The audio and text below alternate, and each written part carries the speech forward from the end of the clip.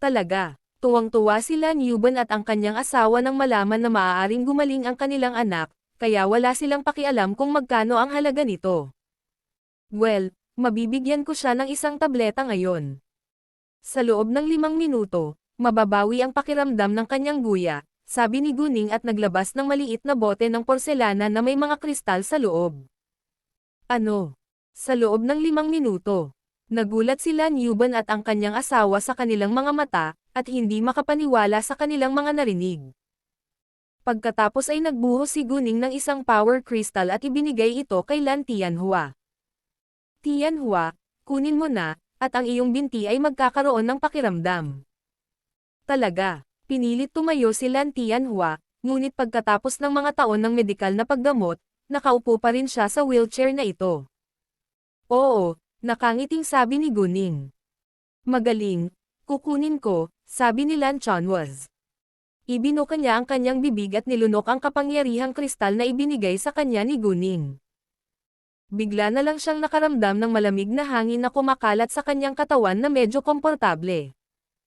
Si Lan Yuban at ang kanyang asawa ay patuloy na nakatitig kay Lan Tianhua.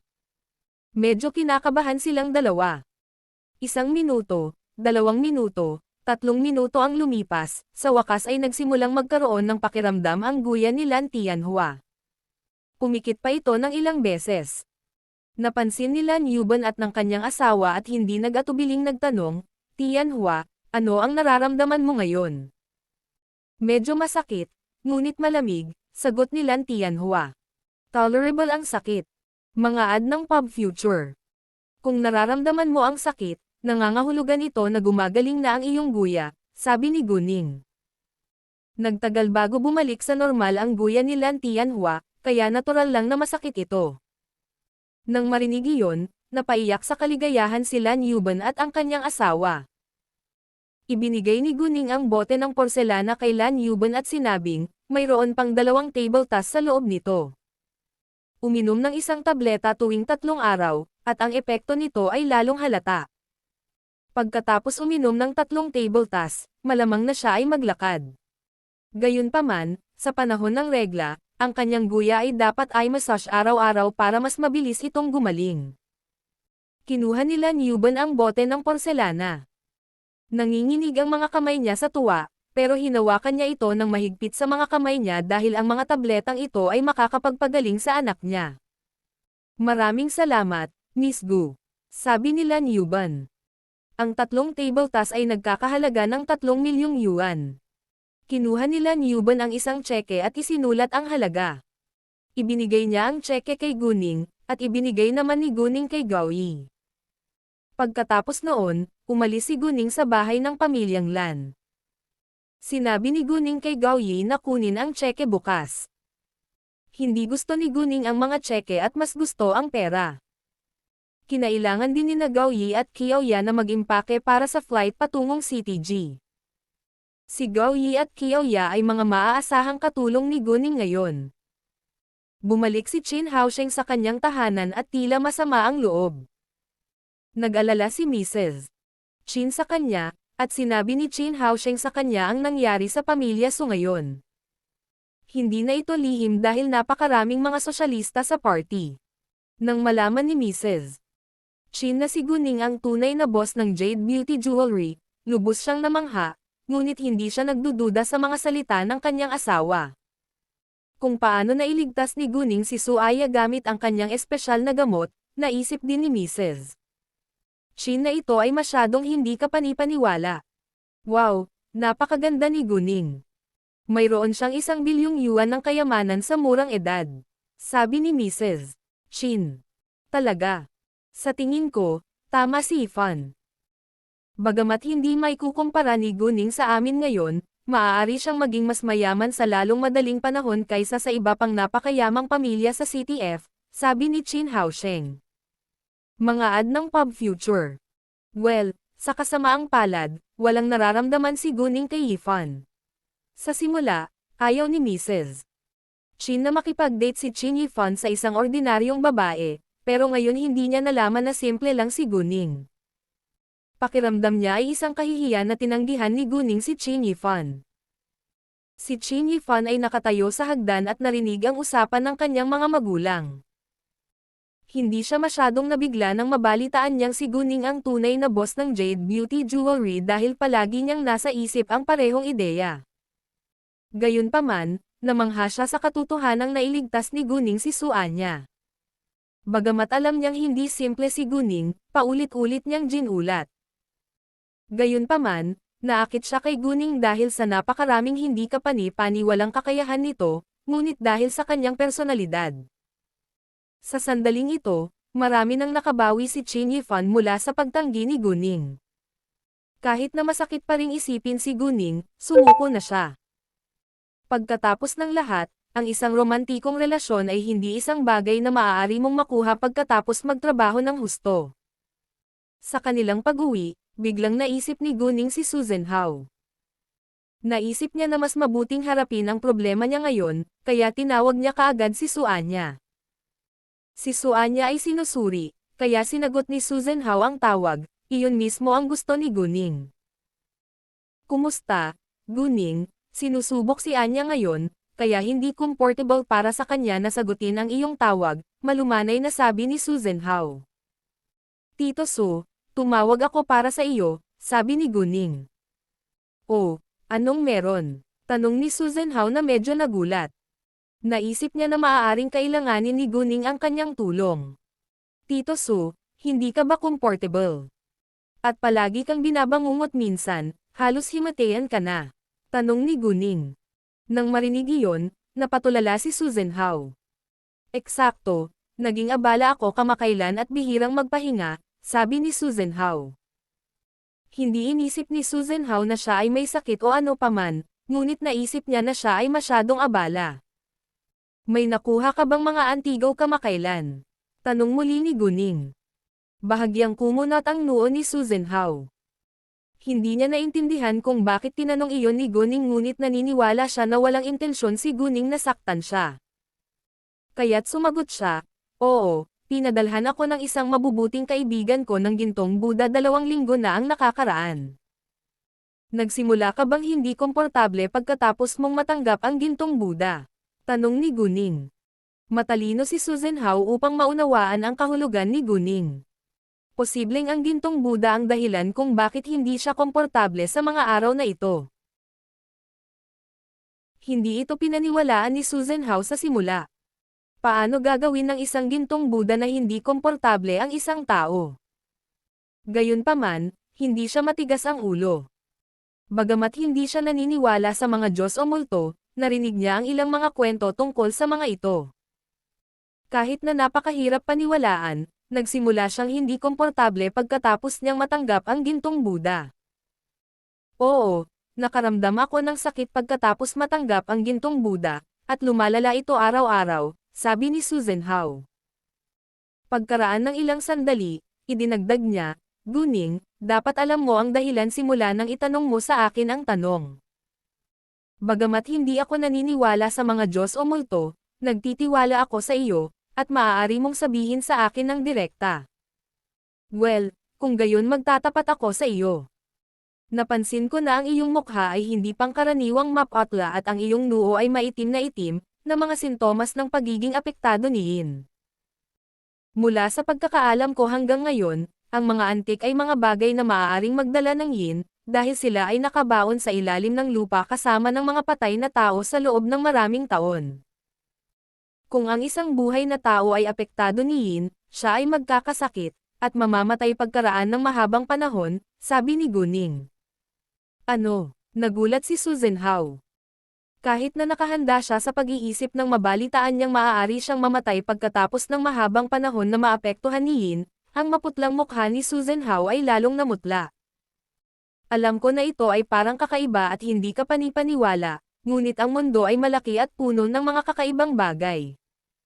Sa tingin ko mas mabuting tanggapin mo ito, sabi ni Guning. Mga ad ng Pub Future. Well, ano ang dapat kong gawin ngayon? Tanong ni Susan Hao.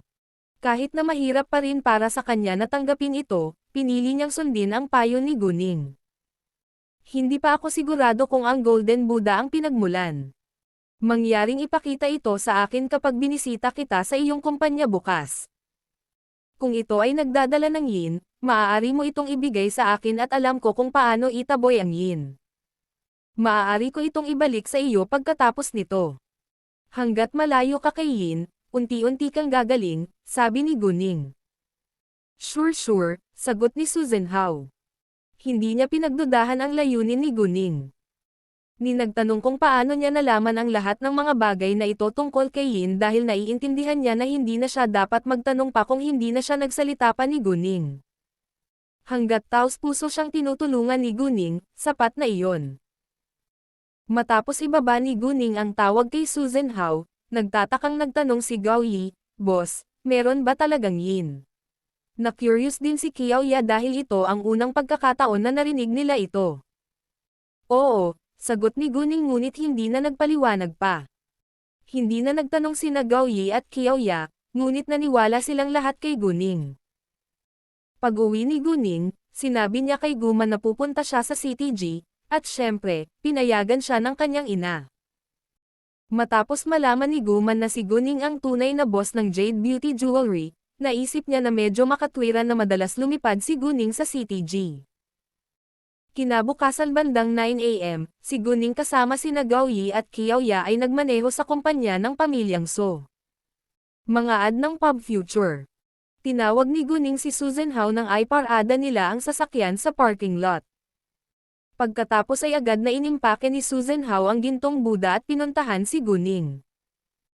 Sa sandaling nakita ni Guning ang gintong Buddha, alam niyang tama ang kanyang pinili dahil ang gininto ang Buddha ay may dalang makapal na yin. Kinuha ni Guning ang gintong Buddha at binigyan ng isang bote ng porselana si Susan Hao. Tito So, inumin mo ang mga table tas sa loob, at gagaling ka kaagad.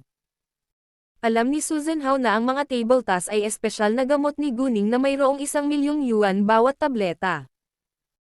Ang 1,000,000 yuan ay walang halaga kay Susan Hao na isang napakayaman na negosyante, at handa rin siyang bayaran ang presyo, ngunit siya ay tinanggihan ni Guning. Iginiit ni Susan Hao na bigyan si Guning ng pera, ngunit hindi ito tinanggap ni Guning, kaya kinailangan niyang magkompromiso sa huli. At ngayon ay may utang siyang malaking pabor kay Guning. Nang umagang iyon, maraming tao ang tumawag kay Lan Yuban, na patuloy na nagtatanong sa kanya tungkol sa kondisyon ng kanyang anak at kung mabisa ba ang gamot ni Guning. Sumasang-ayon ang sagot, at ang kanyang anak ay nakalakad sa loob ng ilang buwan. Sinadya din ni Lan Yuban ang pag-advertise para kay Guning. Sa pagsang-ayon na sagot, ang ilan na gusto ng gamot ay nagtanong din kay Lan Yuban ng numero ng telepono ni Guning. Nais din nilang bilhin siya ng espesyal na gamot.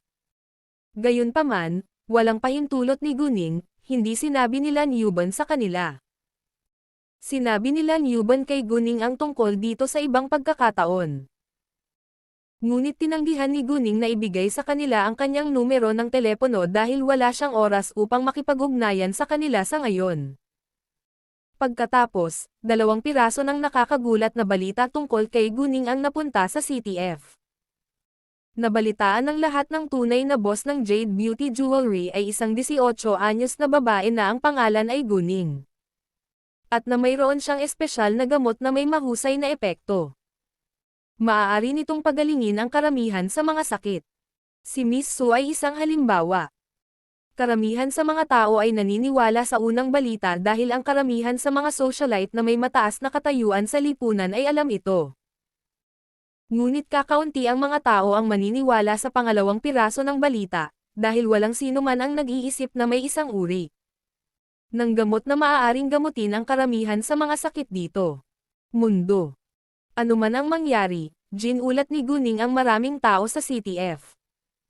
Siya ay 18 taong gulang pa lamang at mayroon siyang kumpanya ng alahas na may 1,000,000,000 yuan na mga asset. Maraming mga news reporter ang gustong makapanayam si Guning, ngunit hindi sinasagot ni Guning ang kanilang mga tawag. Narinig din ni Gu Qinxiang ang nakakagulat na balita. Napatulala siya at hindi makapaniwala na ang Guning sa balitang kilala niya. Ngunit hindi nagkataon na magkapareho sila ng edad at pangalan.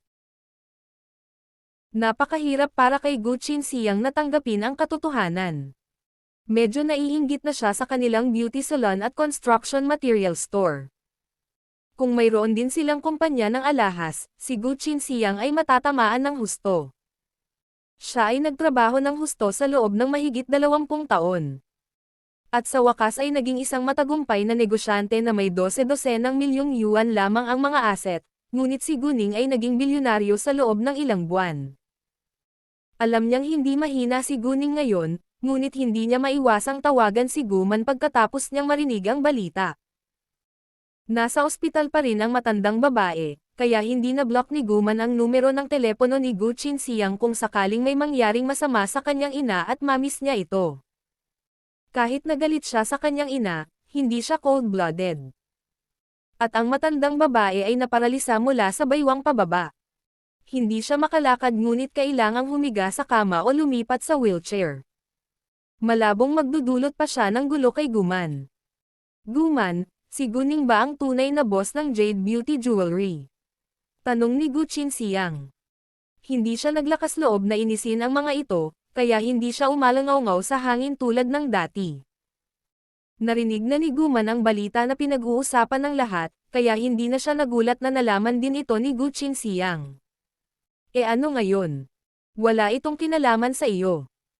Natahimik si Gu Qinxiang, dahil wala itong kinalaman sa kanya, kaya ibinaba niya ang tawag. Si Gu Qing, sa kabilang banda, ay nabigla pa rin. Laking gulat niya sa katotohanan na si Guning, na kanyang pamangkin, ang tunay na boss ng Jade Beauty Jewelry. Narinig din ni na Qin Xing, Chen Ziyao, Xiao Feifei, Lin Liwan, at Gu Xiaoxiao ang balita, at walang mas namangha kaysa sa kanila. Paano ito posible? Tumanggi si Lin Liwan na maniwala na ito ay totoo. Hindi dapat ang Guning ang kilala natin.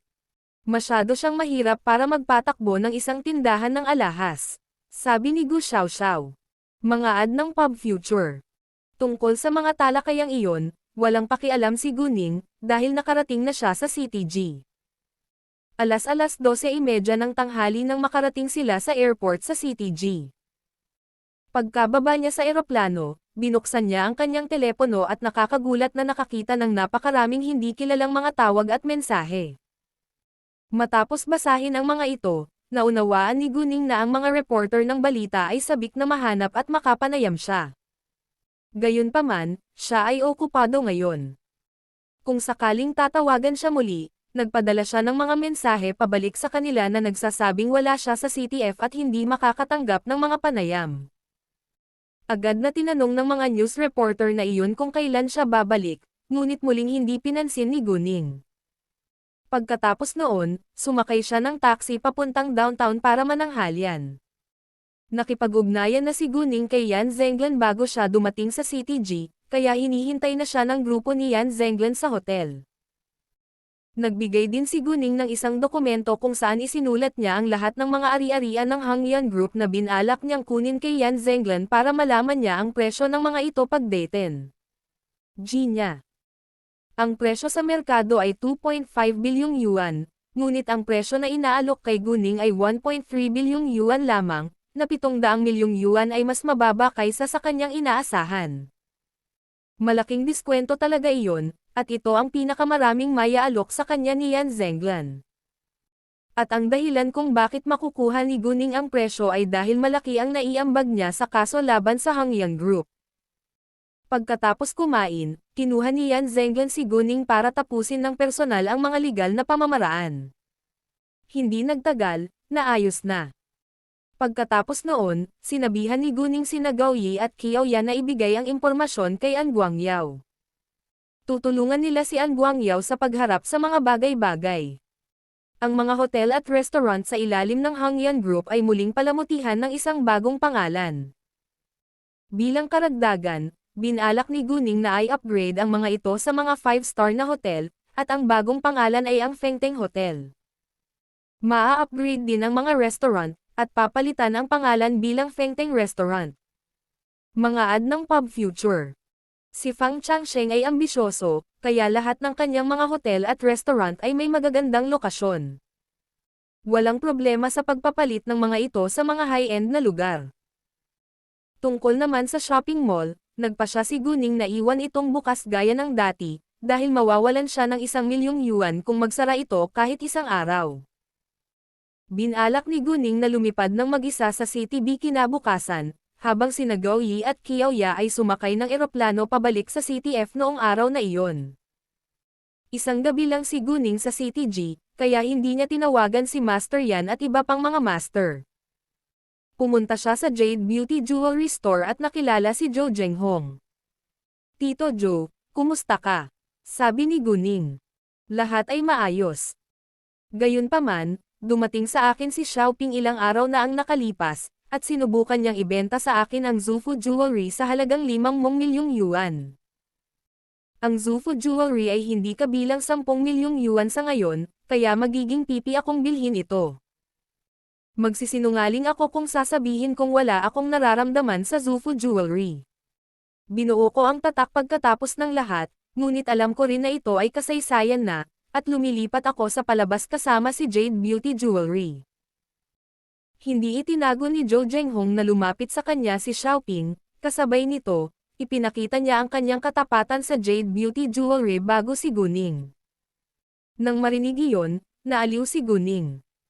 Siyempre, masaya siyang malaman na tapat si Zhou Zhenghong sa Jade Beauty Jewelry dahil nagtatrabaho ito para sa kanya. Papayagan siya ni Guning na magkaroon ng sideline, ngunit hindi ito maaaring alahas. Ayaw niyang makita silang nakikipagkompetensya sa isa't isa. Hindi nagtagal si Guning, dahil kailangang umuwi si Zhou Zhenghong para kumain kasama ang kanyang anak, kaya naghiwalay sila. Nagkataon, nakilala ni Guning si Song Mani sa restaurant at umupo sa tabi niya. Nakaupo si Song Mani sa tapat ng isa pang babae na kasing edad niya. Nagkukwentuhan sila habang kumakain. "Mani, ano ang susunod mong hakbang?" tanong ng babae. "Aalis ako at ibebenta ko ang bahay bago ako umalis sa CTG. Gusto kong manirahan sa isang bagong kapaligiran," sabi ni Song Mani. Kahit naiinis siya sa pamilya ng dating asawa, nasaktan din siya, kaya gusto niyang magsimula ng panibago. "Saan ka lilipat? Pinaghirapan mo ang pagiging isang direktor ng disenyo, at ngayon kailangan mong magsimulang muli," sabi ng babae.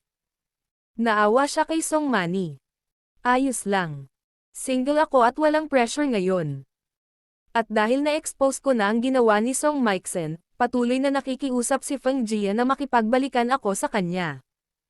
Naiinis lang ako sa kanya, kaya mas mabuting lumayo na ako," sabi ni Song Mani.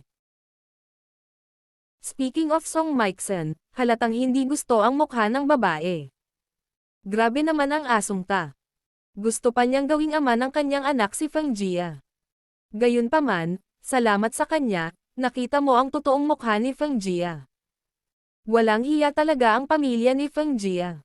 Si Feng Jia ang baog, pero sinisi ka nila. Kailangan kong sabihin na totoo ang karma. Nang marinig iyon, nagulat si Guning sa drama. Sa kabutihang palad, ang resulta ay hindi masama. Gayunpaman, kung siya si Song Mani, pinahirapan niya ang buong walang hiyang pamilya para makaganti. Naisip ni Guning na si Song Mani ay isang matalino, mahusay na babae. Dahil plano ni Song Mani na magsimulang muli, at kulang si Guning ng mga kwalipikadong manggagawa, bakit hindi niya kinuha si Song Mani? Nang halos matapos na sila sa pagkain, nakatanggap ng tawag ang babaeng kaibigan ni Song Mani at umalis, habang si Song Mani ay nakaupo lang doon. Kinuha ni Guning ang kanyang kalahating tapos na mga pinggan habang naglalakad papunta sa mesa kung saan nakaupo si Song Mani. "Pwede bang makiupo?"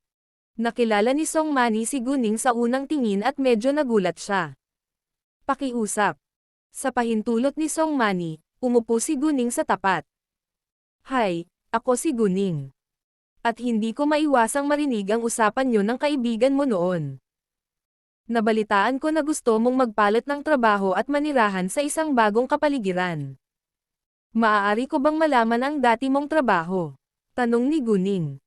Naisip ni Song Mani na casual lang siyang nakikipag-chat sa kanya ni Guning, kaya hindi niya ito pinansin. Interior design. Mga ad ng Pub Future. Magandang trabaho na mataas ang sweldo, pero medyo nakakapagod. Gusto mo bang ipagpatuloy ang paggawa niyan? Tanong ni Guning. Well, gaya nga ng sinabi mo. Ito ay isang mahusay na trabaho na may mataas na sweldo, ngunit medyo nakakapagod din. Kung hindi dahil sa pamilya ko, hindi ako naghirap para kumita ng pera. Nagkaroon pa nga ako ng cervical spondylosis, isa, dahil dito, pero single ako ngayon, at kaya ko na itong dahan-dahan. Sa trabaho naman, depende. Kung patuloy akong magtatrabaho bilang interior designer, mas kaunti ang gagawin ko at aalagaan ko ang sarili ko. At wala rin akong pakialam na lumipat sa isang bagong trabaho, sabi ni Song Mani. Dahil handa si Song Mani na maging tapat sa kanya, inilapag ni Guning ang kanyang mga card sa mesa. Sa tingin ko, dapat talagang magaling ka para maging isang design director sa murang edad, kaya gusto kitang kunin bilang empleyado ko. Kung tungkol sa pamagat, maaari kang pumili. Kung ito man ay manager ng tindahan ng alahas, manager ng hotel, manager ng restaurant o manager ng shopping mall, sabihin mo lang. Hanggat sa tingin mo ay kwalipikado ka, maaari ka ring magtrabaho sa aking punong tanggapan. Kung interesado ka, maaari nating pag-usapan ang higit patungkol sa mga detalye. Nagulat si Song Mani sa sinabi ni Guning. Ano? Headquarters niya. Hindi dahil sa napakabata pa ni Guning, maraming kabataan ang nagsimula ng sarili nilang kumpanya, ngunit dahil maraming kumpanya ang Guning sa ilalim ng kanyang pangalan. Tulad ng tindahan ng alahas, hotel, restaurant, shopping mall at iba pa. Ito ay hindi isang kumpanya. Isa itong business group. Bagamat mukhang seryoso si Guning, at tila hindi siya nagsisinungaling, nagdududa pa rin si Song Mani sa pagiging tunay nito. Sila ay mga estranghero lamang pagkatapos ng lahat. Hindi naputol ni Guning ang kanyang pag-iisip, ngunit nasiyahan sa kanyang mga pagkain at hinintay na mabawi ni Song Mani ang kanyang isip. Pagkaraan ng mahabang panahon, sa wakas ay nanambalik ang isip ni Song Mani at sinabing, kung totoo ito, gusto kong subukan. Gayunpaman, ang punto ay kung ito ay totoo. Siyempre, at papatunayan ko ito sa iyo pagkatapos kumain, sabi ni Guning. Mga ad ng Pub Future. Dahil sinabi ni Guning, pansamantalang naniwala si Song Mani sa kanya. Saan ang aking lugar ng trabaho? 3 second tier na lungsod sa Province D, at ang kabisera, sagot ni Guning. Nang marinig ang kabisera, nagliwanag ang mga mata ni Song Mani. Nais niyang itayo ang kanyang karera sa kabisera, ngunit dahil sa kanyang dating asawa, mas pinili niyang manatili sa CTF. Sa kasamaang palad, hindi ito naging maayos. Sigurado ka bang hindi ka ahente? Tanong ni Song Mani na may pag-aalinlangan. Dahil napakalaki ng hanay ng kumpanya, at hindi siya makapaniwala na nakapagpatakbo si Guning ng isang malaking grupo ng negosyo sa ganoong laki. Iyon ang punto. Masyado pang bata si Guning para maging tagapagtatag ng isang malaking grupo ng negosyo sa kanyang paningin. Ang Envol Beans ay ang unang plataporma upang ipakita ang kabanatang ito. Hindi naman galit si Guning.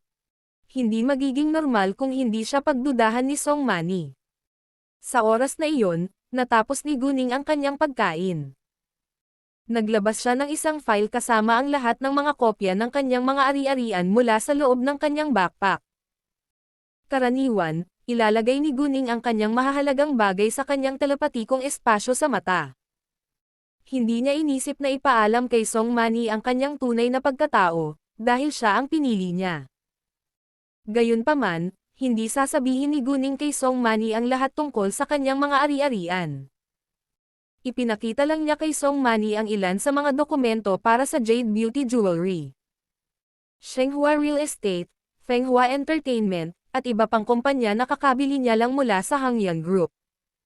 Nang basahin ni Song Mani ang mga kopya, lubos siyang namangha. Wow! Tumingin si Song Mani kay Guning nang may pagkamangha pagkatapos basahin, ngunit wala siyang masabi. Napakadi kapanipaniwala ng dalagang ito. Siya ang tunay na boss ng Jade Beauty Jewelry at Shenghua Real Estate, at nakakuha lang siya ng maraming property mula sa Hangyan Group.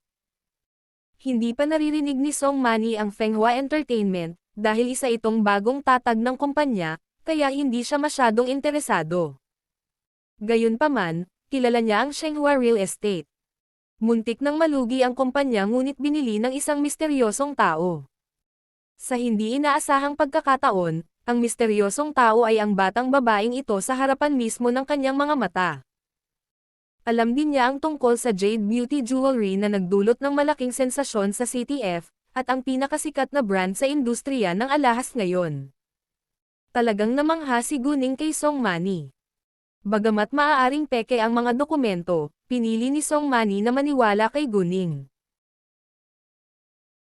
Kung hindi ka pa rin naniniwala sa akin, maaari kang mag-check sa Bureau of Industry and Commerce, sabi ni Guning, bagamat alam niyang pagtitiwalaan siya ni Song Mani.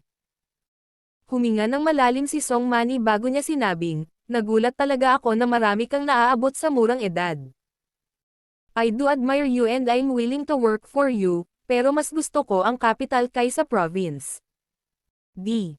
Nasa kabisera ang headquarters, pero pinalamutian pa rin.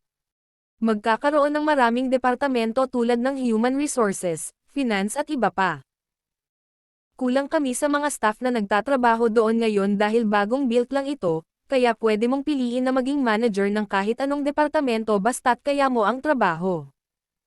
Siyempre, bibigyan din kita ng chance para makapag-practice. Maliban sa mga posisyon sa punong tanggapan, magbubukas din ako ng mga sangay ng Fenghua Entertainment, Jade Beauty Jewelry, at Shenghua Real Estate. Gayunpaman, maa-promote ka lang sa punong tanggapan, sabi ni Guning. Bagamat bata pa ang grupo ng negosyo ni Guning, naniniwala si Song Mani na magiging matagumpay ito, dahil magandang halimbawa ang Jade Beauty Jewelry at Shenghua Real Estate. Naniniwala rin si Song Mani na may kakayahan si Guning na itayo ang kanyang business empire. Mga ad ng Pub Future. Magtatrabaho ako sa Human Resources sa punong tanggapan. Pinili ni Song Mani ang HR dahil mas pamilyar siya sa departamentong iyon at nagtrabaho na siya noon. Ang Enyo Bureau Elsa 1N ang nag-host ng premiere release ng chapter na ito.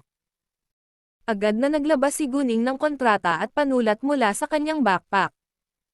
She wrote on it and said, "Well, hindi ko lang sinasabi, and we can sign the labor contract now." Kahit na ang gusali ng opisina ng aming punong tanggapan ay nasa ilalim pa rin ng dekorasyon, kami ay lubhang nangangailangan ng mga tauhan. Kung hindi ka abala ngayon, umaasa ako na maaari kang lumipad at magsimulang magtrabaho kaagad. Babayaran ka ng 20,000 yuan bawat buwan ng walang tirahan. Huwag kang mag-alala tungkol sa sweldo, maaari itong tumaas sa hinaharap at makakakuha ka rin ng isang bonus. Tungkol sa buwan ng sweldo, nagulat si Song Mani, hindi dahil ito ay mababa, ngunit dahil ito ay mas mataas kaysa sa kanyang inaakala. Kakasimula pa lang niya, at ang 20,000 yuan ay medyo malaki kumpara sa kanyang mga kapantay. Kahit na sa kabisera na siyang pinaka-advanced na lungsod sa bansang ito, 20,000 yuan sa isang buwan ay mataas.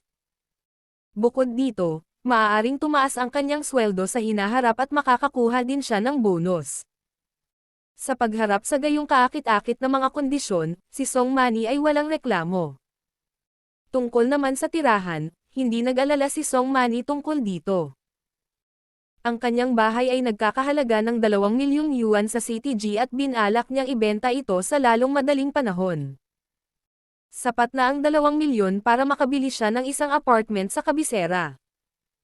Kakahiwalay lang niya at wala nang planong magpakasal muli sa maikling panahon. At kung siya ay papasok sa pangalawang kasal, tiyak na magpapakasal siya sa isang lalaki na may bahay, dahil natutunan niya ang kanyang aral mula sa kanyang huling kasal. Pinirmahan ni Guning ang kanyang pangalan sa kontrata at ibinigay ito kay Song Mani. Walang seryosong hahaharapin si Song Mani sa CTG ngayon. Naibigay na niya ang kanyang resignation letter at maaaring umalis pagkatapos ng 3 araw. Naibenta na rin niya ang kanyang bahay.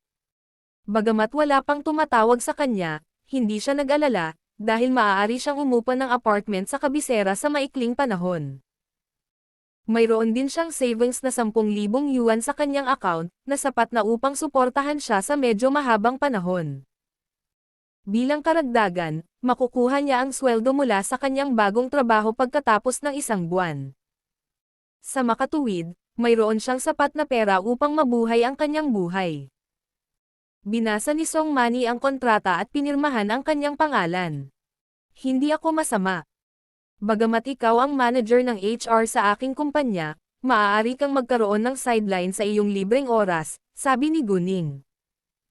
Ang major ni Song Manny ay interior design, at gustong makita ni Guning na sundin niya ang kanyang interes. Mga ad ng pub future. Baka balang araw ay babalik si Song Manny sa pagtatrabaho bilang interior designer.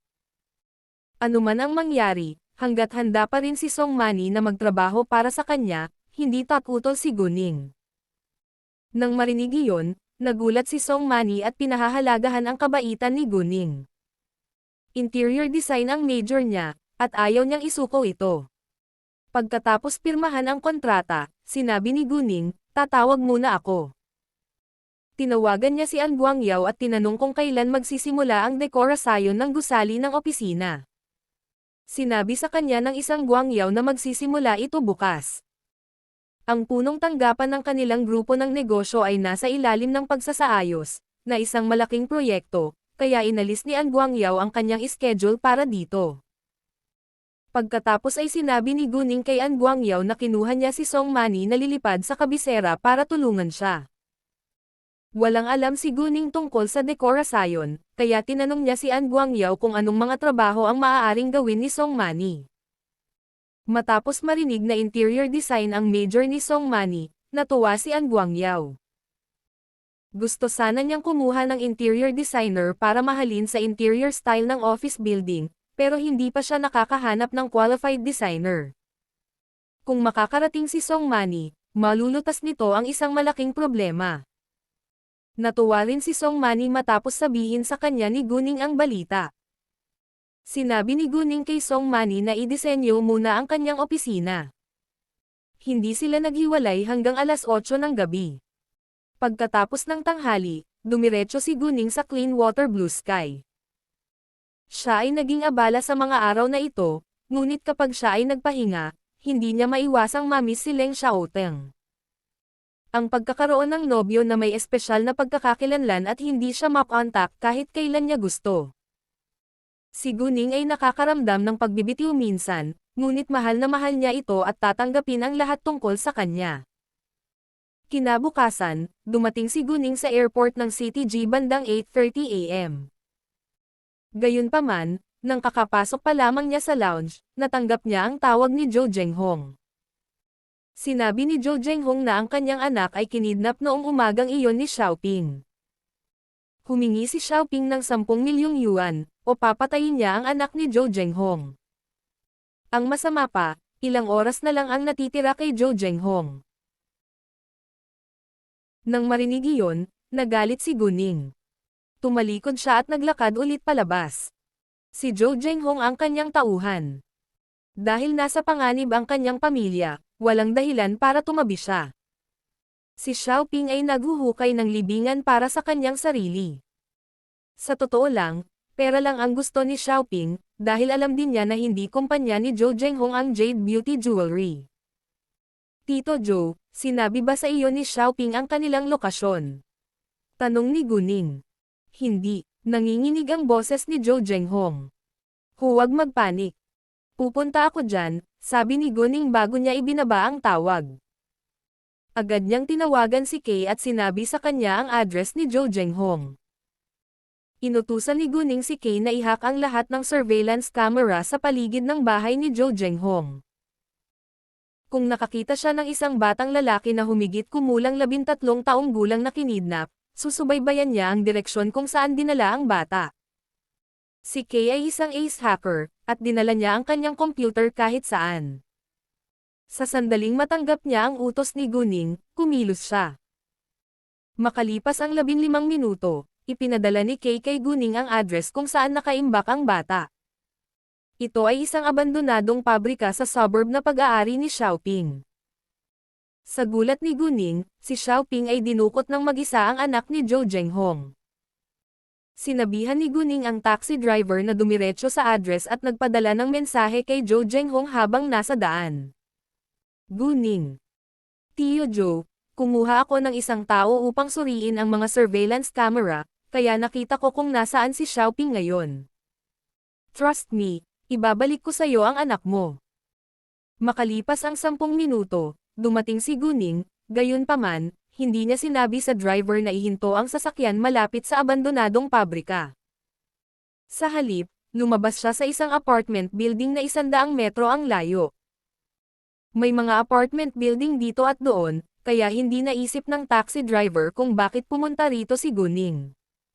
Mga ad ng Pub Future. Pagkaalis ng taxi, hindi agad tumakbo si Guning papunta sa abandonadong pabrika. Ginamit niya ang kanyang jade eyes para tingnan muna ang paligid, kung sakaling mapansin siya ni Xiaoping at saktan niya ang anak ni Zhou Zhenghong. Gayunpaman, 3 minuto na lang ang natitira sa kanya. Kung hindi nakuha ni Xiaoping ang pera sa loob ng kalahating oras, malamang napapatayin niya ang anak ni Zhou Zhenghong. Sa makatuwid, nang makita ni Guning na hindi siya makita ni Xiaoping mula sa kanyang posisyon, mabilis siyang tumakbo sa abandonadong pabrika. Sa kanyang hindi pangkaraniwang bilis, 6 na segundo lamang ang kanyang pagtakbo ng 100 metro, na sinira ang record ng mga atleta sa internasyonal na antas. Sa abandonadong pabrika, ang anak ni Zhou Zhenghong, si Zhou Huan ay nasa lupa. Mahigpit siyang itinali ng mga lubid at ang kanyang bibig ay napuno ng alpombra. Nag-aalalang naglakad si Xiaoping na may matalim na kutsilyo sa kanyang kamay. Nang makitang malapit na ang oras, ngunit hindi pa rin inilipat ni Zhou Zhenghong ang pera sa kanyang account gaya ng hinihiling niya, labis na nagalit si Xiaoping. Tiningnan niya ng masama si Zhou Huan, na para bang papatayin niya ito. Well, mukhang hindi ka ililigtas ng tatay mo. Si Zhou Huan ay nanginginig sa takot at kawalan ng pag-asa sa lupa, ngunit hindi siya naniniwala na iiwan siya ng kanyang ama. Si Xiaoping ang nag-iisang kidnapper. Dahil nakarating na si Guning sa pabrika, hindi siya nag-aalala na may iba pang lalaki na sasaktan si Zhou Huan. At dahil doon, sinipa niya ang gate ng malakas na tunog at tumakbo papasok.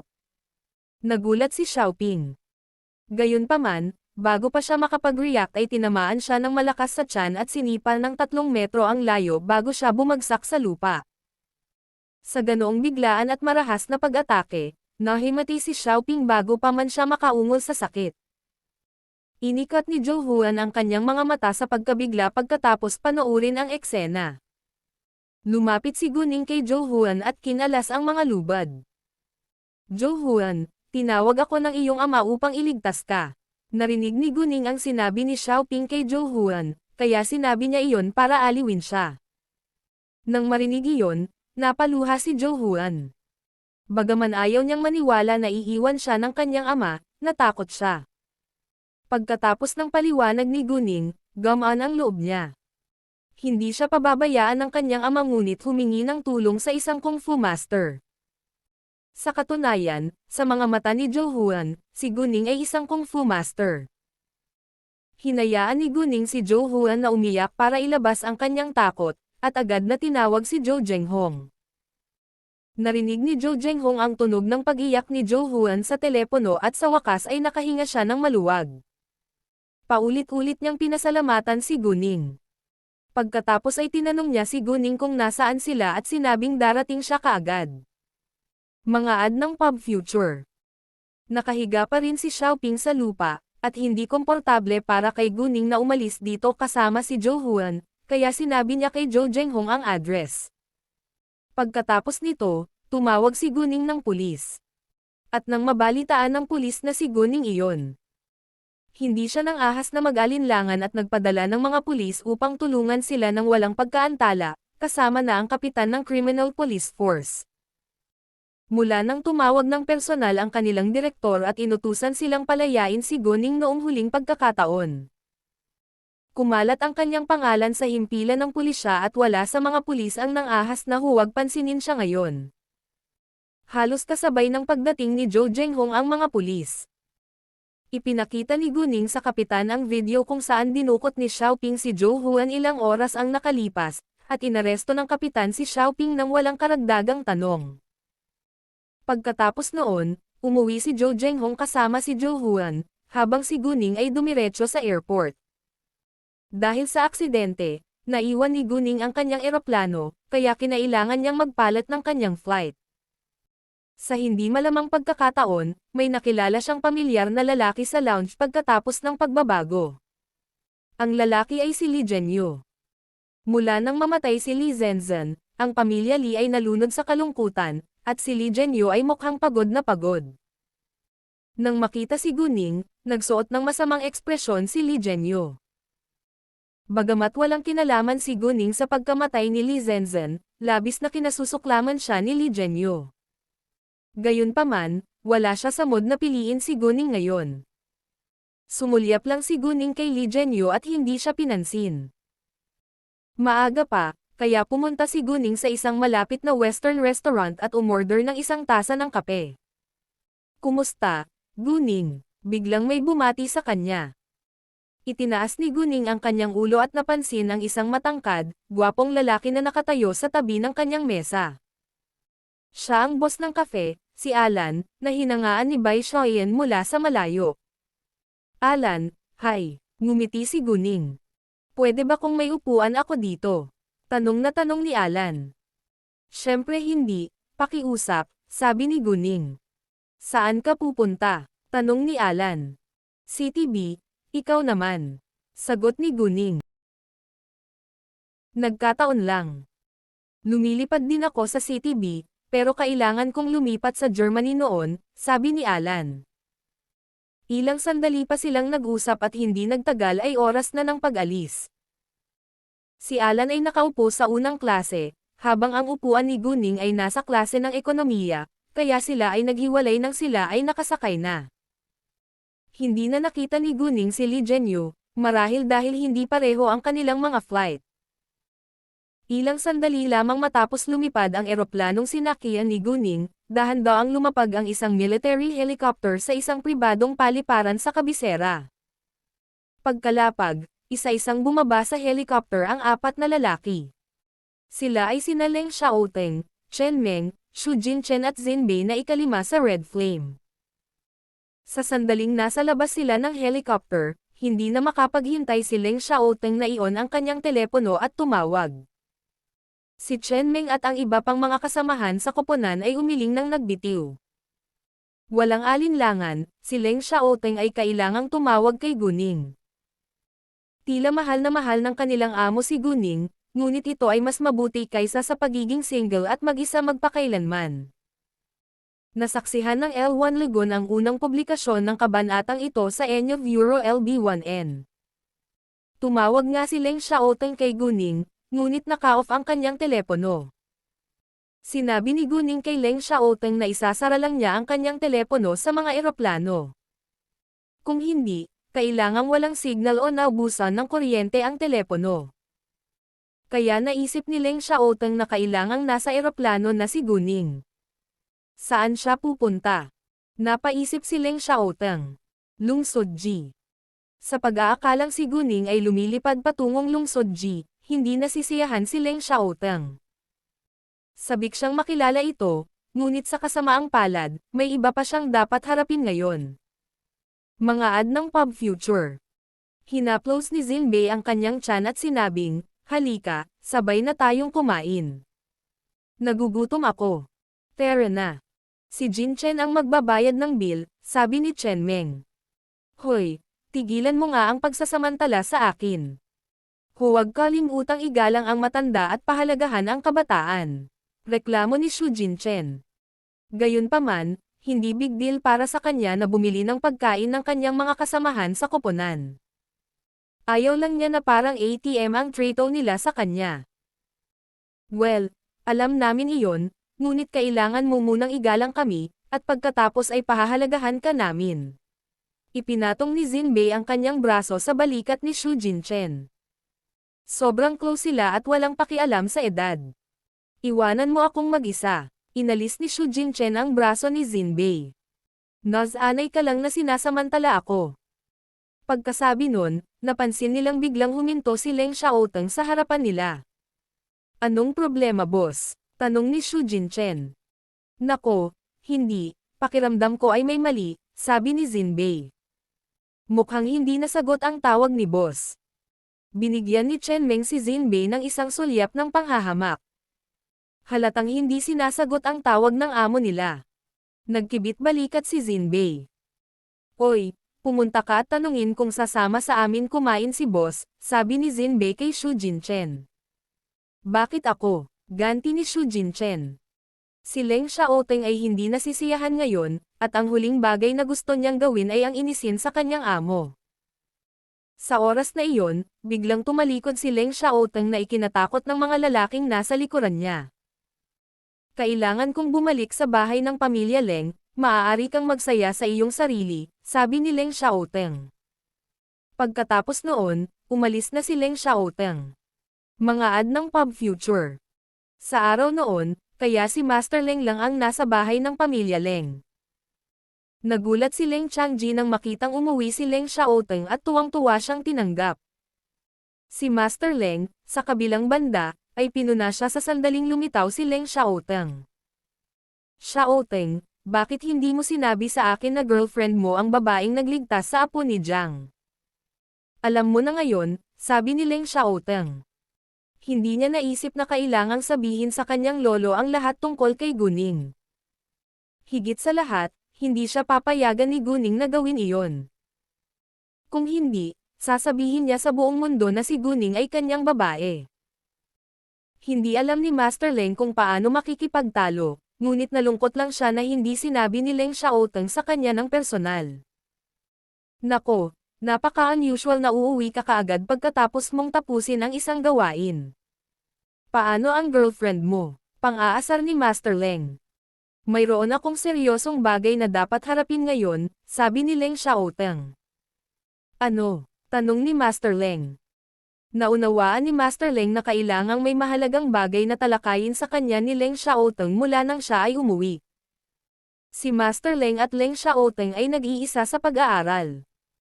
Kaya ipinadala ito ni Leng Xiaoteng, Lolo, naaalala mo pa ba ang nakatatandang pinsan ni Chen Qian, si Chen Jinpang, na nasawi sa isang aksidente sa sasakyan 3 taon? Na ang nakakaraan. Ni-stop namin ang isang grupo ng nagbebenta ng droga sa Burma sa pagkakataong ito. Sa hindi inaasahang pagkakataon, ang taong nakipag-deal sa grupo ay si Chen Jinpang na pinalitan ang kanyang pangalan ng Long Chanho. Para hindi siya maalerto, hindi ko nakilala ng personal si Chen Jinpang.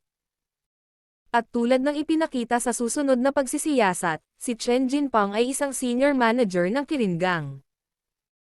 Sa kasong iyon, ang aksidente sa sasakyan na nangyari 3 taon na ang nakakaraan ay ganap na isang balangkas, na nakakatulong kay Chen Jinpang na masakop ang kanyang tunay na pagkakakilanlan. Hindi ko alam kung alam ito ni Shen Yanfeng. Iniimbestigahan ko pa siya.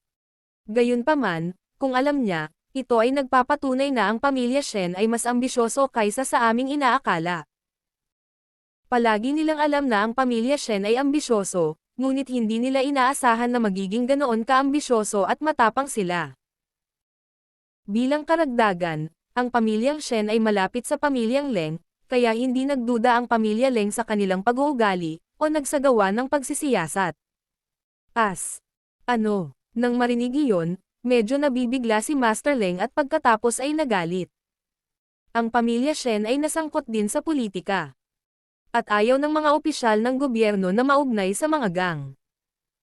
Kung ang isang opisyal ng gobyerno ay hindi malapit at hindi nakipag-ugnayan sa mga gang, ligtas siya. Gayunpaman, kung ang isang opisyal ng gobyerno ay gumawa ng mga ilegal na bagay sa mga gang, siya ay mapapahamak sa kanyang karera sa politika at masentensyahan sa kulungan. Dahil ang pamilya Shen ay kamag-anak ng pamilya Leng, hindi matutuwa si Master Leng na makita silang kasali sa mga gang. At nagpasya siyang kumilos pagkatapos ng malinaw na pagsisiyasat. Kung ang pamilya Shen ay hindi pa nakagawa ng anumang mga ilegal na bagay sa mga gang, ipapaalala ni Master Leng sa kanila na layuan sila, na siyang pinakamaraming magagawa niya. Gayunpaman, kung ang pamilya Shen ay nasangkot sa mga krimen, tiyak na hindi sila ipagtanggol ni Master Leng. Si Master Leng ay labis na ayaw sa mga gang. Kung malalaman niya ang kanyang granddaughter-in-law to be ay kaibigan ng pinuno ng Qinggang, siya ay magugulat, Ngunit sa kabutihang palad, si Guning ay hindi sangkot sa anumang krimen sa Qinggang. Sinabi ko ito sa iyo para mas maging maingat ka, ngunit hindi mo kailangang makisali, sabi ni Leng Xiaoteng. Naunawaan na niya ang kanyang lolo ay tumulong sa pamilya Shen para sa kapakanan ng kanyang lola, ngunit si Master Leng ay matanda na ngayon. Ayaw ni Leng Xiaoteng na mag-alala siya. At posibleng masaktan ng pamilya Shen si Master Leng kapag nalaman nilang nalantad ang kanilang dirty secret. Bagamat may mga ace bodyguard sa gilid ni Master Leng, hinding-hindi magiging maingat ang isa. Pagkatapos ng talakayan kay Master Leng, umalis si Leng Xiaoteng. Kinuha niya ang kanyang telepono sa sandaling lumabas siya ng bahay ng pamilya Leng. Ngunit walang mga bagong mensahe o tawag, na nagpapatunay na hindi pa nakikita ni Guning ang kanyang hindi nasagot na tawag. Gayunpaman, ito ay matagal na, at dapat ay nakarating na si Guning sa CTG. Siguro hindi siya pupunta sa CTG, ngunit sa ibang lugar. Napaisip si Leng Xiaoteng. Sa pag-iisip niyan, tinawagan muli ni Leng Xiaoteng si Guning. Nakapatay pa rin ang phone niya. Pagkatapos ng 3 oras na paglipad, sa wakas ay lumabas ang eroplanong sinakyan ni Guning sa International Airport ng CTB. Binuksan ni Guning ang kanyang telepono sa sandaling bumaba siya sa eroplano. Napansin niya ang mga hindi nasagot na tawag ni Leng Xiaoteng, at agad itong tinawagan pabalik. Sinagot ito ni Leng Xiaoteng sa loob ng 1 segundo. Dahil alam niyang tatawagan siya ni Guning kapag binuksan niya ang kanyang telepono, hawak niya ang kanyang telepono sa kanyang kamay sa buong oras. Ning-ning, tawag ni Leng Xiaoteng sa kanya. Nasa eroplano ako, at naka-off ang phone ko. Kakalapag lang ng eroplano, kaya tinawagan kita kaagad, paliwanag ni Guning. Nasaan ka na ngayon? Tanong ni Leng Xiaoteng. Nasaksihan ng L1 Legon ang unang publikasyon ng kabanatang ito sa Enyo Euro LB1N. Mga ad ng Pub Future. Narinig ko ang mga tao na nakakita ng mga antik sa isang maliit na malapit sa CTB, at maaaring sinaunang libingan doon, kaya pumunta ako dito para tingnan, sabi ni Guning. Nang marinig iyon, naisip ni Leng Xiaoteng ang kanilang pinagdaanan noong nakaraan at nakaramdam ng kaba. Nag-iisa ka ba? Naunawaan ni Guning kung bakit kinakabahan si Leng Xiaoteng at inaliw siya. Huwag kang mag-alala. Mag-iingat ako. At 1% lang ang posibilidad na maulit ang naranasan natin noong nakaraan. Kung mayroong gumagalaw na mga katawan sa bawat sinaunang libingan, ang mundo ay magiging magulo. Sa katunayan, kung mayroong gumagalaw na mga katawan sa bawat sinaunang libingan, ang mundong ito ay nasa kaguluhan na. Ang paghuhukay ng libingan ay hindi karaniwan, at maraming archaeological team ang susundan ang bakas na iniwan ng mga gravedigger upang matuklasan ang mga sinaunang libingan, tulad ng oras na ito. Tungkol sa kung paano natagpuan ng mga sepulture row ang mga sinaunang libingan, walang ideya si Guning, ngunit tiyak na mayroon silang sariling kakayahan. Gayunpaman, nag-aalala pa rin si Leng Xiaoteng. Gayunpaman, naiintindihan din niya na kapag nakapagdesisyon na si Guning, walang makakapidyaw sa kanya. Ang nasa isip lang niya ngayon ay ayusin ang kanyang negosyo sa lalong madaling panahon para makilala niya ito. Sa sandaling umalis si Guning sa mga dumating, narinig niya ang maraming tao na sumisigaw ng parehong pangalan ng baliw. Lin Xiaowei, Lin Xiaowei, Lin Xiaowei. Nang makita ang nasa sabik na grupo ng mga tao, naunawaan ni Guning na kailangan nilang maging ilang mga tagahanga ng bituin at narito upang kunin ang kanilang idolo. Sa loob ng ilang segundo, ang grupo ng mga batang lalaki at babae ay sumugod, hindi patungo kay Guning, kundi ang babaeng katabi niya. Ang babae ay si Lin Xiaowei. Mabilis na tumakbo ang grupo ng mga baliw na fans na kahit ang mga bodyguard ay hindi na sila napigilan. Malamang na stampede ang mangyayari. Sa pagkakataong iyon, may narinig na boses ng babae. Tulong. Huwag mo akong tapakan. Tulong. Mga ad ng Pub Future. Gayunpaman, ang mga tagahangang iyon ay sumisigaw sa pananabik, at walang nakarinig sa boses ng babae na humihingi ng tulong, maliban kay Guning. Agad na ginamit ni Guning ang kanyang Jade Eyes at nakita niya ang isang batang babae na humigit kumulang 20 taong gulang na nakahandusay sa lupa sa sakit. Maraming nakatapak sa kanyang katawan at ang mga tao ay patuloy na umuusad ng marahas. Galit si Guning. Tumakbo siya pasulong at pinaalis ang mga tagahanga. Bagamat nililimitahan niya ang kanyang lakas para hindi sila masaktan ng husto, pinagmumura pa rin siya ng mga tagahanga. Sa kabutihang palad, ang batang babae ay hindi malayo sa Guning, at hindi nagtagal ay dumating si Guning upang iligtas siya mula sa mga taong tumapak sa kanya. Galit na galit ang mga tao na itinulak sila ni Guning palayo. Gayunpaman, nang mapagtanto nila ang nangyari, nagulat silang lahat at natahimik bigla.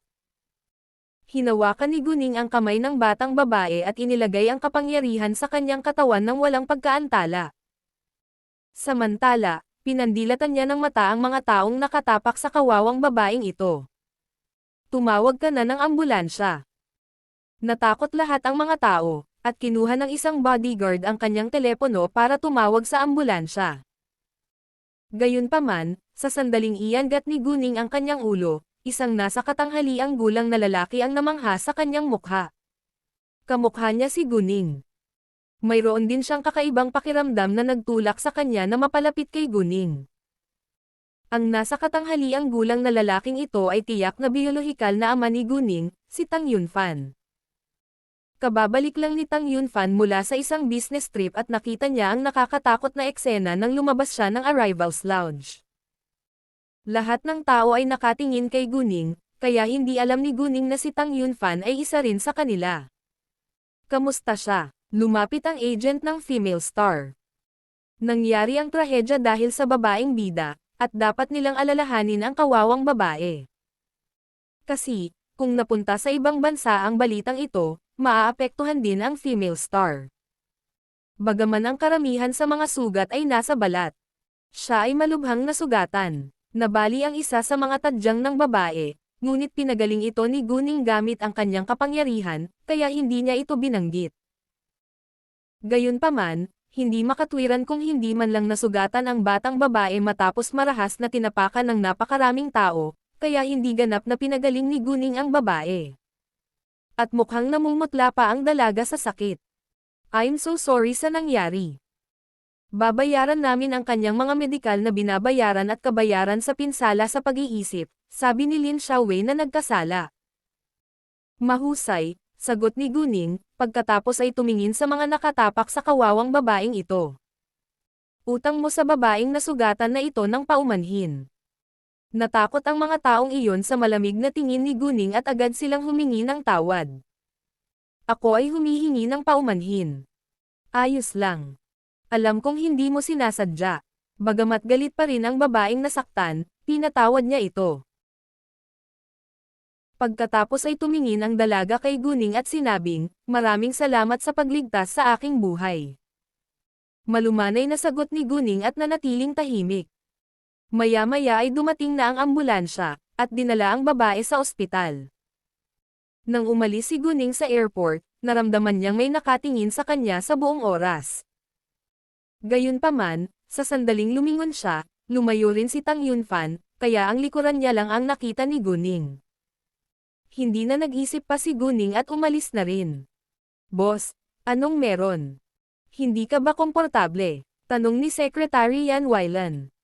Wala, tara na, sabi ni Tang Yunfan at dumiretso sa gate. Hindi ka agad sumakay ng taxi si Guning nang nasa labas siya ng airport, dahil wala siyang ideya kung nasaan ang sinaunang libingan. At saka, napakalaki ng CTB at napakaraming kalapit na nayon, kaya hindi niya alam kung alin ang gusto niyang puntahan. Humingi lang siya ng tulong kay Kay. Tinanong ni Guning si Kay kung maaari niyang i-hack ang telepono ng isang tao at makuha ang lokasyon nito. Sumagot naman si Kay sa kanya. Hanggat nakaon ang telepono, madali para sa kanya na makuha ang lokasyon nito. Anuman ang mangyari, sulit itong subukan, kaya sinabi ni Guning kay Kay na i-hack ang nakatatandang kapatid ni Su Anya, ang telepono ni Su Anjen at kunin ang lokasyon nito. Gayunpaman, hindi alam ni Guning ang numero ng telepono ni Su Anjen. Masasabi lang niya kay Kay ang ilang pangunahing impormasyon tungkol kay Su Anjen at hayaang si Kay mismo ang gumawa ng trabaho. Kung tungkol sa mga gawaing itinalaga ni Guning, hindi nagtanong si Kay kung bakit, basta't hindi ito makakasama sa pambansang interes.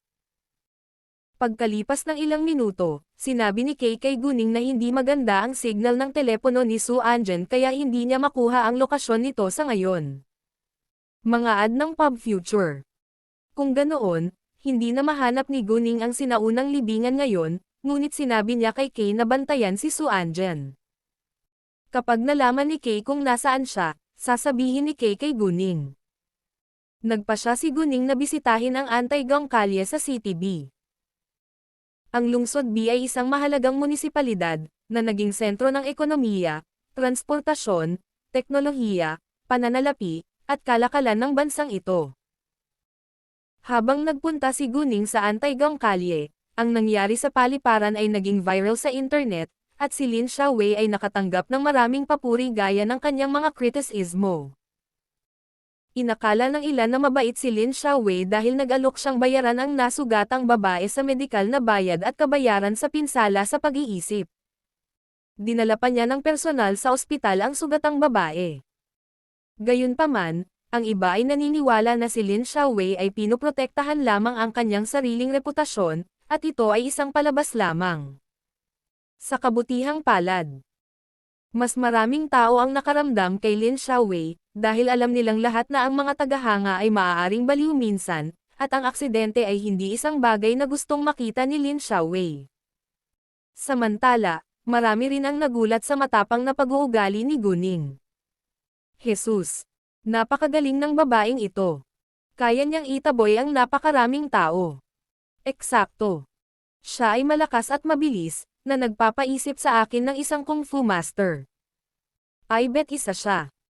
Masyado kang nanood ng maraming palabas sa TV, ngunit kailangan kong aminin na ang babaeng ito ay napakahusay. Kapag sinabi niyang tumawag ka na ng ambulansya, mukhang napakalakas niya, nanginginig ang katawan ko sa gulat. At ang kanyang matalas na tingin ay nakakatakot. Ang ganda niya pero. Si Guning, sa kabilang banda, ay hindi alam at walang pakialam sa mga talakayan iyon. Inabot siya ng mahigit 1 oras bago makarating sa Antaygong Kalye na may sasakyan kahit wala namang traffic sa daan. Nang sa wakas ay dumating na siya, kumain siya sa malapit na restaurant bago siya pumasok. Mga ad ng Pub Future. Ang Antaygong Kalye sa Lungsod B ay kasing laki at puno ng aktibidad gaya ng kabisera. Nang makalakad si Guning sa Antaygong Kalye, ginamit niya ang kanyang jade eyes para suriin ang mga bagay na nakalagay sa mga stand sa gilid ng kalyeng ito. Karamihan sa kanila ay walang alinlangan na peke. Gayunpaman, sa oras na siya ay lumakad hanggang sa dulo, bumili pa rin siya ng 3 mahahalagang antik. Sa loob ng kalahating oras, natapos ni Guning ang kanyang paglilibot sa Antaygong Kalye, kaya nagtungo siya sa Stone Gambling Street upang magsaya pagkatapos. Nang kakapasok lang ni Guning sa Stone Gambling Street, napansin niya ang isang grupo ng mga tao na nasa isang animated na diskusyon sa harap ng isang tindahan ng hilaw na materyales. Naglakad si Guning, sobrang siksikan sa shop, pero lahat ng tao sa loob ay nakatingin sa lugar kung saan nagpuputol ng hilaw na materyales ang isang manggagawa. Mayroong isang malaking hilaw na materyales na tumitimbang ng humigit kumulang 200 pounds na naghihintay na putulin. Ang hilaw na materyal na ito ay mayroon sa isang bintana na nagpakita ng berde, at ito ay lubos na posible na mayroong jade sa loob nito. Gayunpaman ang kalidad ng berde ay katamtaman, kaya ang presyo ng hilaw na materyal na ito ay hindi rin mataas. Nagkakahalaga lamang ito ng 8 milyong yuan para sa laki na iyon. Isang lalaking nasa katanghaliang gulang ang bumibili ng malaking hilaw na materyales na ito, at tinitigan niya ito habang nanginginig ang katawan sa pagkabalisa. Ito na ang huling pag-asa niya. Kung hindi na niya kayang gupitin ang jade, kailangang isara ang kanyang tindahan ng alahas. Hoy, sa tingin mo ba may jade sa loob? Nagsimulang mag-usap ang mga nanonood. Bagaman mas malamang nagupitin ang jade mula sa isang hilaw na materyal na may bintana na nagpakita ng berde, mahirap sabihin ang resulta. Malamang. Kung hindi, si Mr. Zhang ay mapapahamak, at ang kanyang tindahan ng alahas ay kailangang magsara. Talaga. Dahil inis ng kanyang anak ang anak ng isang mahalagang figure, naputol ang lahat ng pinagkukunan niya ng jade. Kahit na may jade sa merkado, palaging may magbibid ng mas mataas na presyo kaysa sa kanya para dito, at ngayon kailangan niyang maglaro ng stone gambling. Eksakto. Gayunpaman, si G. Zhang ay gumastos na halos 20 milyong yuan sa pagsusugal na bato nang hindi nakakuha ng anumang jade. Ginamit ni Guning ang kanyang jade eyes para makita ang loob ng malaking hilaw na materyales. Sa kasamaang palad, walang jade, ngunit isang bato lamang sa loob nito. Gayunpaman, nang ibabalik na ni Guning ang kanyang tingin, nakita niyang may mali sa hilaw na materyal. Nang tingnan niya ng maigi, nakita niya ang dahilan. Ang malaking hilaw na materyal na ito ay isang pagtaas. Ang jade na nagpakita mula sa bintana ay totoo, ngunit ito ay isang manipis na piraso lamang. At ang kalidad nito ay hindi mataas, kaya ito ay hindi lamang ng ilang daang libong yuan. Sa pamamagitan ng manipis na piraso ng jade, nakita ni Guning ang tinfoil o matigas na puting papel sa loob, gayon din ang layer ng pandikit. Ang pangunahing bahagi ng malaking hilaw na materyal na ito ay malinaw na binubuo ng granite at iba pang mga bato. Kung tungkol sa panlabas na layer ng malaking hilaw na materyal na ito ay peke rin. Karaniwang makakita ng mga trabaho na hilaw na materyales sa industriya ng stone gambling, na isang panlilinlang na ginamit ng mga tusong negosyante upang linlangan ang mga customer. Karaniwan, mahirap sa mga ordinaryong tao na makilala ang mga peke mula sa tunay maliban kung sa tulong ng isang propesyonal na institusyon para sa pagtatasa dahil sila ay mahusay na ginawa. Kinasusuklaman ni Guning ang mga pandaraya. At dahil nakatagpo siya ng isa, hindi niya ito papansinin. Maghintay lang ng saglit. Nang puputulan na ng manggagawa ang malaking hilaw na materyales, pinigilan siya ni Guning. Lahat ay tumingin sa kanya na may pagkalito. Ni Guning kay G. Zhang, Mr. Zhang, sa tingin ko mas mabuting huwag mong bilhin ang hilaw na materyales na ito. Bakit? Hindi naintindihan ni Mr. Zhang. Gayunpaman, bago pa makapagsalita si Guning ng isa pang salita, ang boss ng raw material shop na ito, si Mr. Yang, ay bamuka ang kanyang bibig at ang kanyang tono ay hindi maganda. Miss, anong ibig mong sabihin? Tumingin sa kanya si Guning at mahinang sinabi, sa tingin ko alam mo na ang dahilan. Mas mabuting ibalik mo ang pera kay Mr. Zhang, kung hindi natapos ni Guning ang kanyang pangungusap, ngunit ang kanyang panunuya at makahulugang tono ay nagpahayag ng lahat. Medyo nataranta ang amo ng raw material shop. Hindi siya sigurado kung alam ni Guning ang totoo, ngunit tumanggi siyang aminin ito. Nabayaran na niya ang hilaw na materyal na ito, at walang dahilan para magsisi. Nagkunwari si Mr. Yang na hindi niya naiintindihan ang kahulugan ni Guning. O, paano kung may mali sa hilaw na materyales na ito? Ngumisi si Guning. Ano? Hindi tama ang hilaw na materyales na ito. Nagulat ang lahat. Miss, seryoso ka ba? Nag-aalalang tanong ni Mr. Zhang. Bagamat hindi siya sigurado na sinabi ni Guning ang totoo, kailangan niyang maging maingat ngayon. Si Mr. Yang, sa kabilang banda, ay natulala saglit, pagkatapos ay siniko niya si Guning. Wala kang ebidensya. Si Mr. Yang ay galit at nagpapanik. Paano? Paano posible na malaman ng batang babaeng ito na hindi totoo ang hilaw na materyal na ito? Bagamat hindi niya alam kung paano nalaman ni Guning, halatang sinadya nitong sabihin sa lahat sa publiko. Tinitigan ni Guning si Mr. Yang at sinabing, wala akong pruweba. Bakit hindi tayo tumaya kung ganoon? Ikaw, hindi alam ni Mr. Yang ang sasabihin. Hindi siya maaaring tumaya kay Guning dahil alam niya na ito ay isang epekto na hilaw na materyal. Nang makita iyon, karamihan sa mga tao ay nagsimulang maniwala kay Guning. May problema ba sa hilaw na materyal na ito? Ginoo. Yang, artificial raw material ba ito? Siyempre hindi, nagpumiglas si Mr. Yang, at sinabi sa kanyang trabahador, itaboy mo siya. Baliw siya. Sandali lang, Mr. Yang. Dahil confident ka, bakit ayaw mong tumaya? Kung natural ang hilaw na materyales na ito, babayaran kita ng 10 milyong yuan. Gayunpaman, kung mangyari ito, ibabalik mo ang pera kay Mr. Zhang. Paano kung ganoon? Sabi ni Guning. Mukhang ito ay para sa kalamangan ni Mr. Yang. Gayunpaman, siya lamang ang nakakaalam na siya ay tiyak na mabibigo. Kung mabubunyag ang kanyang maruming sikreto, masisira ang reputasyon ng kanyang tindahan, at wala nang muling pupunta sa kanyang tindahan. Eksakto. Kung confident ka, bakit hindi ka tumaya? Talaga. Kung manalo ka, maaari kang magkaroon ng 10 milyong yuan. Galit na galit si Mr. Yang kaya tinitigan niya ng masama si Guning at nagtanong. Bakit kailangan kong makinig sa iyo? Siyempre maaari mong tanggihan, at pagkatapos ay tatawag ako ng pulis, sabi ni Guning. Nilalayo niyang alisan ng takip ang kanyang panloloko, at wala siyang pakialam kung ano ang mangyayari kay Mr. Yang at sa kanyang tindahan pagkatapos. Ikaw, si Mr. Yang ay walang imak ngayon at walang ideya kung paano ito hahaharap. Sa sandaling ito, mayabang na boses ng lalaki. Tabi ka.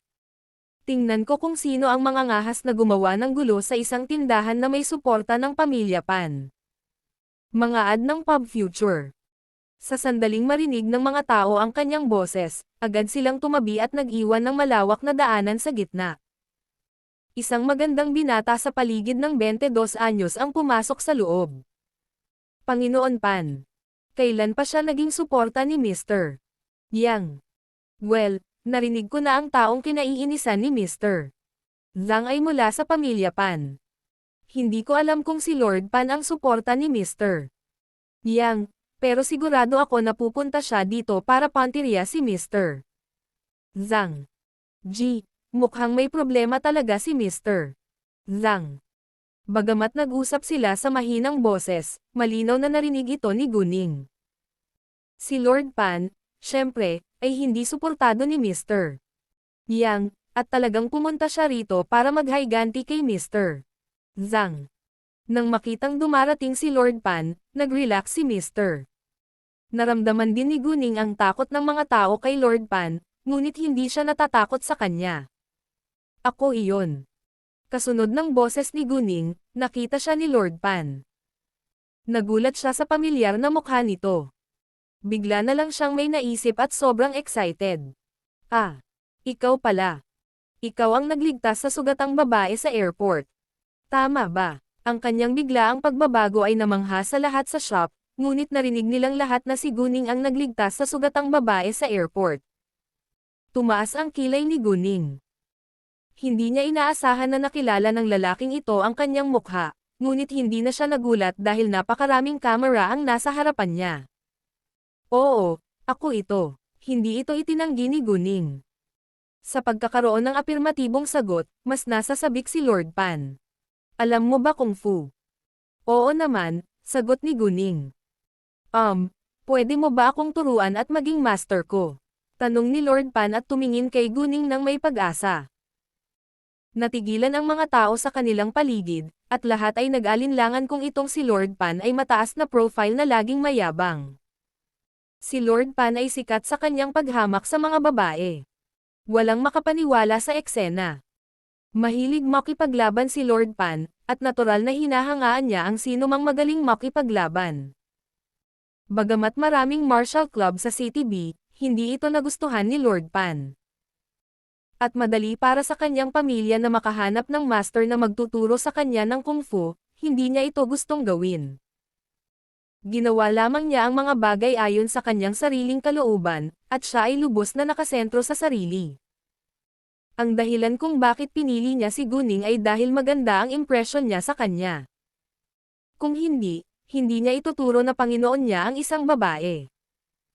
Si Lord Pan ay mayabang, at palaging nambubuli sa iba, ngunit hindi siya kailanman nakagawa ng krimen.